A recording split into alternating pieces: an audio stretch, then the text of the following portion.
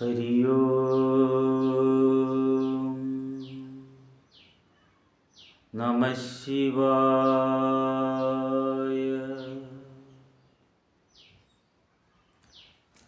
എല്ലാ സനാതന സാരഥികൾക്കും ശ്രീശങ്കര ഡിവോഷണൽ സെഗ്മെൻറ്റിലേക്ക് ഈ എളിയവൻ്റെ വലിയ നമസ്കാരം, സ്വാഗതം. ഇന്ന് ഞാൻ നിങ്ങളുമായി സംവാദം ചെയ്യാൻ ആഗ്രഹിക്കുന്ന വിഷയം അജ്ഞാതമായിട്ടുള്ള കടക്കിണികൾക്ക് കാരണം ഒരു പക്ഷേ നമ്മളോ നമ്മുടെ പൂർവികരോ ഇഹജന്മത്തിലോ മുൻജന്മങ്ങളിലോ ചെയ്തിട്ടുള്ള പ്രകൃതി ദോഷങ്ങളാണെങ്കിൽ അതിന് പരിഹാരമായിട്ട് നാൽപ്പാമര വൃക്ഷത്തിനെ പരിപാലിക്കുന്ന ക്രിയ. ഇതിക്ക് മുന്നോടിയായി 3 എപ്പിസോഡ് കഴിഞ്ഞിട്ടുണ്ട്. ഇന്ന് 4-മതായിട്ടുള്ള അത്തിമരത്തെ സേവിക്കുക. ചില പറയുക, എങ്ങനെയാ കടം വന്ന് ചേരണമെന്നൊരു പിടിപാടില്ല സ്വാമി. വരുന്ന പണത്തിനേക്കാൾ ഉപരി 4 ഇരട്ടി ചിലവുകൾ വന്നു ചേരുക. അൺഎക്സ്പെക്റ്റഡ് ആയിട്ടുള്ള ഓരോ സംഭവങ്ങൾ നമ്മുടെ വീട്ടിലുണ്ടാവുക. ഇങ്ങനെയുള്ള ഒരുപാട് പ്രശ്നങ്ങൾ പറയും. ഇതിനൊക്കെ കാരണം ജാതകത്തിൽ നമ്മൾക്ക് 2-ാം ഭാവാധിപൻ എവിടെ നിൽക്കുന്നു, അഷ്ടമത്തിലൊക്കെ ആണെങ്കിൽ തീർച്ചയായും നമ്മൾക്ക് ധനപരമായിട്ടുള്ള പുരോഗതികൾ കൈവരിക്കാൻ ബുദ്ധിമുട്ടായിരിക്കും. അതെന്തുകൊണ്ടാണ് അങ്ങനെ വരണേ എന്നുള്ളതിൻ്റെ മുൻജന്മ ശാപങ്ങളായിരിക്കും അതിന് കാരണം. 2-ാം ഭാവാധിപൻ അഷ്ടമത്തിൽ ഏത് ഗ്രഹത്തിനോട് കൂടി യോഗം ചെയ്യുന്നു എന്നൊക്കെ കണക്കാക്കിയിട്ടാണ് അതിനെ വിലയിരുത്തേണ്ടത്. 2-ൽ ചൊവ്വയൊക്കെ നിന്നാൽ സാമ്പത്തികപരമായിട്ടുള്ള തടസ്സങ്ങളൊക്കെ ഉണ്ടായി, ജീവിതത്തിലെ ധനക്ലേശങ്ങളെ ഉണ്ടാക്കും. അപ്പോൾ ഇന്ന് നമ്മൾ പ്രതിപാദിക്കുന്നത് ധനപരമായിട്ടുള്ള കടക്കിണികൾക്ക് അജ്ഞാതമായിട്ടുള്ള കാരണങ്ങൾ തേടിയുള്ള യാത്രയാണ്. ഒരു പക്ഷേ നിങ്ങളുടെ പൂർവികർ ചെയ്തിട്ടുള്ള പ്രകൃതി ദോഷങ്ങളാവാം കാരണമെങ്കിൽ ഈ 4 വൃക്ഷങ്ങളെ പരിപാലിക്കുക, കാവ് നശിപ്പിക്കുക, കാവിലെ വൃക്ഷങ്ങളൊക്കെ നശിപ്പിക്കുക, അങ്ങനെയുള്ള ദോഷങ്ങളൊക്കെ വന്നിട്ടുണ്ടെങ്കിൽ ഈ 4 വൃക്ഷങ്ങളെ പരിപാലിക്കുന്നതിലൂടെ നിങ്ങളുടെ ധനാഗമന ബന്ധനം വിട്ട് നിങ്ങൾക്ക് ഐശ്വര്യപൂർത്തി വന്നു ചേരും. ഒരുപാട് പേർക്ക് ഈ കർമ്മങ്ങൾ ചെയ്ത് മാറ്റങ്ങൾ വരുന്നതായി കണ്ടിട്ടുണ്ട്. അതുകൊണ്ടാണ് ഇന്ന് ഈ എപ്പിസോഡ് ഇവിടെ ചെയ്യാൻ കാരണം.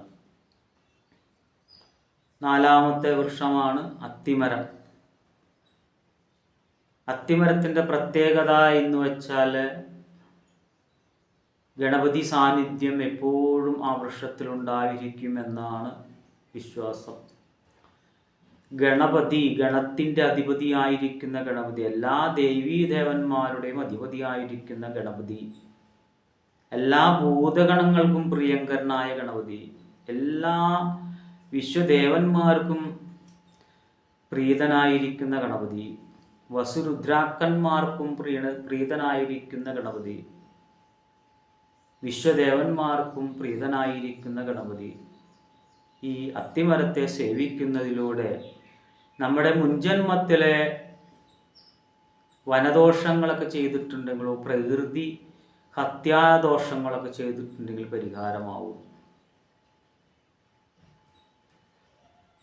നമ്മൾക്ക് ഈ പണ്ട് കാലത്ത് വെട്ടുകല്ല് വെട്ടുന്ന ഒരു ജോലി നമ്മുടെ നാട്ടിൽ കണ്ടിട്ടുണ്ട്. അന്നൊന്നും ഇഷ്ടികളൊന്നുമില്ല. വെട്ടുകല്ല്, നല്ല ഉറച്ച കല്ല് വെട്ടി ആ വെട്ടുകല്ല് കൊണ്ടാണ് വീട് പണിയുക. അപ്പോൾ അന്ന് കാലത്ത് തന്നെ പറയാക്കും, വെട്ടുകല്ല് പണിയുന്നവൻ ഉയർച്ച ഉണ്ടാവില്ല. കാരണം അവൻ ഭൂമിയെ നശിപ്പിച്ചുകൊണ്ടിരിക്കുകയാണ്. ഒരു കാരണത്താൽ അവൻ താന്നു പോകുന്ന പോലെ തന്നെ അവൻ്റെ ജീവിതവും താന്നു പോകും. ഇതൊന്നും വെറുതെ പറയുന്നതല്ല, അനുഭവത്തിൻ്റെ വെളിച്ചത്തിൽ നമ്മുടെ പൂർവികർ നമ്മൾക്ക് കാണിച്ചു തന്ന അറിവുകളാണ്.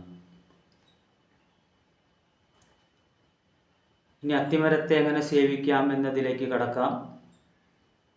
അത്തിമരം നമ്മൾ എവിടെയാണ് നിൽക്കുന്നതെന്ന് മുൻകൂട്ടി കണ്ടുവയ്ക്കണം. അമ്പലത്തിലായാലും കൊള്ളാം, മറ്റുള്ളവരുടെ പറമ്പിലായാലും കൊള്ളാം, റോഡ് സൈഡിൽ എവിടെയായാലും കുഴപ്പമില്ല, മരം കണ്ടുപിടിച്ച് കാലത്താണ് ചെയ്യേണ്ടത്. അത്തിമരവും അരയാലും പൗർണമി ദിവസമാണ് നമ്മൾ സേവിക്കേണ്ടത്. പേരാലും ഇത്തിയും അമാവാസി ദിവസമാണ് സേവിക്കേണ്ടത്. രാവും പകലും പോലെയുള്ള സൂര്യചന്ദ്രന്മാർ സാക്ഷിയായി നിന്നുകൊണ്ട് ഞാനോ എൻ്റെ പൂർവികരോ അജ്ഞത കൊണ്ട് ചെയ്തിട്ടുള്ള അപരാധങ്ങളെല്ലാം പുറത്ത് ഐശ്വര്യവൃദ്ധിയും ആയുരാരോഗ്യവും ഞങ്ങൾക്ക് പ്രദാനം ചെയ്യണേ എന്ന് പ്രാർത്ഥിക്കണം. അമ്പലത്തിലാണ് അത്തിമരം നിൽക്കുന്നതെങ്കിൽ ഒരു നെയ്വിളക്ക് കൊളുത്തണം. അവിടേക്ക് ഒന്ന് വൃത്തിയാക്കി അഭിഷേകം ചെയ്യണം. അഭിഷേകം ചെയ്യുന്ന പഞ്ചഗവ്യം കൊണ്ടാണ് അഭിഷേകം ചെയ്യേണ്ടത്. പാല്, നെയ്യ്, ഗോമൂത്രം, ചാണകം, തൈര്, ഇങ്ങനെ 5 കൂട്ടങ്ങളെ കൊണ്ട് ഒരു പാത്രത്തിൽ കലക്കി അതാണ് ഉപയോഗിക്കേണ്ടത്. ചാണകം ഒരു നുള്ളെടുത്താൽ മതി, അതിൻ്റെ ഇരട്ടി ഗോമൂത്രം, അതിൻ്റെ ഇരട്ടി തൈര്, അതിൻ്റെ ഇരട്ടി നെയ്യ്, ഇങ്ങനെയാണ് അതിൻ്റെ ഇരട്ടി പാല്, ഇങ്ങനെയാണ് അതിൻ്റെ കണക്ക്. ഓരോന്ന് ചേർക്കുമ്പോഴും മന്ത്രങ്ങളുണ്ട്. ചാണകം ചേർക്കുമ്പോഴും മന്ത്രമുണ്ട്, ഗോമൂത്രം ചേർക്കുമ്പോഴും മന്ത്രങ്ങളൊക്കെ ഉണ്ട്, തൈര് ചേർക്കുമ്പോഴും മന്ത്രങ്ങളുണ്ട്, ഋതിക്രാവുണ്ണോ എന്നൊക്കെയുള്ള മന്ത്രങ്ങളുണ്ട്. അതൊന്നും സാധാരണക്കാരൻ പഠിക്കാൻ ബുദ്ധിമുട്ടായിരിക്കും, അതിൻ്റെ ആവശ്യമില്ല. ഈ ഇത് സിസ്റ്റത്തിൽ അത് ചേർത്ത് മിക്സാക്കി നമ്മളത് കൊണ്ടുപോകണം. അതിനുശേഷം 3 പ്രാവശ്യം ഈ മരത്തിൻ്റെ തടിയിൽ വലം വെച്ചുകൊണ്ട് വലത് കൈയിലേക്ക് ഇടത് കൈ കൊണ്ട് ഒഴിച്ച് 3 പ്രാവശ്യം വൃക്ഷത്തിനെ വലം വെച്ച് ഒഴിക്കണം. ഈ വൃക്ഷത്തടിയിലേക്ക് ഒഴിക്കണം. മനസ്സുകൊണ്ട് പശ്ചാത്തപിച്ചുകൊണ്ടായിരിക്കണം ചെയ്യേണ്ടത്. നമ്മുടെ കണ്ണുനീര് കൊണ്ടായിരിക്കണം ചെയ്യേണ്ടത്. എന്തു തന്നെയായാലും ഈ കടക്കെണിയിൽ നിന്ന് ഭഗവാനെ, വിശ്വദേവന്മാരെ, വസുരുദ്രാക്കന്മാരെ, പ്രപിതാമഹന്മാരെ, പിതാമഹന്മാരെ എല്ലാ പൂർവികരെയും പ്രാർത്ഥിച്ച്, നവഗ്രഹങ്ങളെ പ്രാർത്ഥിച്ച്, ആദിത്യം ചന്ദ്രഭൗമോ പുനരപിച്ച ഗുരും ഭാർഗം ഭാനുപുത്രം നത്വകേതുമാന്തിം സൈരസമ്പത്യ ഏഷ്യേത്വകചരവചര സുധാൻ എന്ന മന്ത്രത്താലും, ഈ മന്ത്രം നമ്മൾക്ക് പഠിക്കണമെന്നില്ല. സാധാരണക്കാരന് നിങ്ങൾ വിശ്വദേവന്മാരെ പ്രാർത്ഥിക്കുക, നവഗ്രഹങ്ങളോട് പ്രാർത്ഥിക്കുക.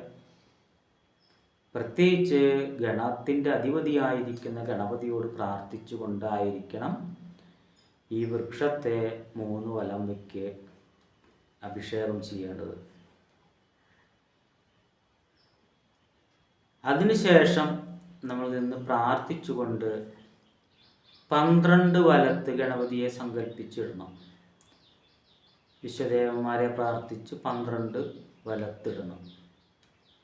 ആ 12 വലത്തിട്ടതിന് ശേഷം പ്രാർത്ഥിക്കണം. ഇഹജന്മത്തിലോ മുൻജന്മത്തിലോ ജന്മജന്മാന്തരമായിട്ടോ ഭൂമി നശിപ്പിക്കുക ദോഷങ്ങളോ പ്രകൃതി ഹത്യാശാപങ്ങളൊക്കെ ഉണ്ടെങ്കിൽ ആ പാപങ്ങളൊക്കെ ഞങ്ങളിൽ നിന്ന് മാറ്റി ഞങ്ങൾക്ക് ഐശ്വര്യഭിവൃദ്ധി പ്രദാനം ചെയ്താലും എന്ന് ഭഗവാനോട്, വിശ്വദേവന്മാരോട് പ്രാർത്ഥിക്കുക. ഈ 4 വൃക്ഷങ്ങളെ നിങ്ങൾ സേവിച്ച് ഒരു 6 മാസത്തിന് ശേഷം നിങ്ങളുടെ കടക്കെണികൾക്ക് അറുതി വരുന്നു എന്നുണ്ടെങ്കിൽ തീർച്ചയായും നമ്മൾക്ക് മനസ്സിലാക്കാം പ്രകൃത്യാദി ദോഷങ്ങൾ നമ്മൾക്ക് എവിടെയോ നമ്മൾക്ക് നമ്മുടെ പൂർവികർക്കോ ഏറ്റിട്ടുണ്ട്. അപ്പോൾ നമ്മൾ 6 മാസം കൂടുമ്പോൾ ഈ ക്രിയ ചെയ്തുകൊണ്ടേയിരിക്കുക. പറ്റുമെങ്കിൽ സ്ഥലങ്ങളൊക്കെ ഉള്ളവരാണെങ്കിൽ ഈ 4 വൃക്ഷങ്ങൾ അരയാൽ വെക്കേണ്ട. അരയാൽ വെച്ച് കഴിഞ്ഞാൽ ഒരുപാട് കാട് പിടിക്കുന്നതുകൊണ്ട് അരയാലും പേരാലും വേണ്ട. അത്തിയും ഇത്തിയും നമ്മുടെ വീടുകളിൽ വയ്ക്കുക. പരിപാലിക്കുക. അറിയാലും പേരാലും നമ്മളെ ക്ഷേത്രത്തിൽ പരിപാലിക്കുക. ഇങ്ങനെ പരിപാലിച്ചു കൊണ്ടുവന്നാൽ നമ്മുടെ പൂർവികർ ചെയ്തിട്ടുള്ള ദുരിതങ്ങളെ കരം വന്നുകൊണ്ടിരിക്കും. തീർച്ചയായും നിങ്ങൾ ശ്രദ്ധിച്ചോ, ഒരു 3 കർമ്മം നിങ്ങൾ ചെയ്യുന്നതിലൂടെ നിങ്ങളുടെ എല്ലാ കടങ്ങളും വീടിയിരിക്കും. എങ്ങനെയാണ് അതിന് സോഴ്സ് എന്ന് എന്നോട് ചോദിക്കരുത്. വന്നിരിക്കും, എങ്ങനെയെങ്കിലും വന്നു ചേരും. അതിൻ്റെ അനുഭവത്തിലുള്ള ഒരുപാട് പേര് ഇവിടെ വന്ന് പറയുണ്ടായി. അപ്പോൾ അത്തരത്തിലുള്ള ഒരു ക്രിയ നിങ്ങളെല്ലാവരും ചെയ്യണം. നിങ്ങൾക്ക് മാറ്റങ്ങൾ വന്നു ചേരും. ഇത് കുറേ എപ്പിസോഡ് ഉണ്ടാക്കാൻ വേണ്ടി ചെയ്യുന്ന ഒരു ക്രിയയല്ല.